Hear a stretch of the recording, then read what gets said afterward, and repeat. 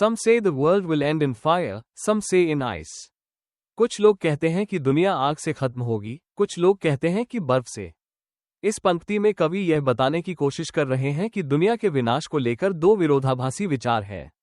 कुछ मानते हैं कि यह आग यानी जुनून और लालच से नष्ट होगी, जबकि कुछ का मानना है कि यह नफरत और ठंडेपन से खत्म होगी।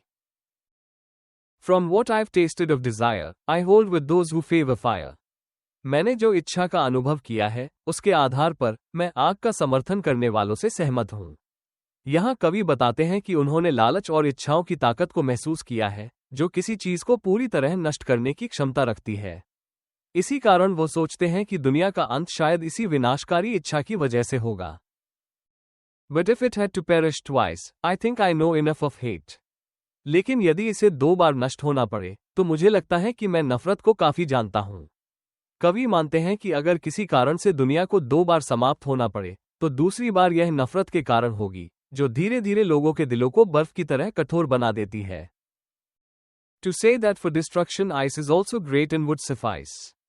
कहने के लिए कि विनाश के लिए बर्फ भी महान है और पर्याप्त होगी। यहाँ कवि यह निष्कर्ष निकालते हैं कि जैसे आग विनाशकारी है, वैसे ही बर्फ भी घातक है। ठंडापन और नफरत किसी भी चीज को धीरे धीरे खत्म कर सकती है।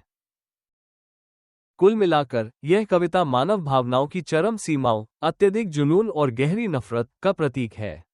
ये हमें ये सोचने पर मजबूर करती है कि कौन सा तत्व अधिक खतरनाक है और वास्तव में हमें किससे सावधान रहना चाहिए।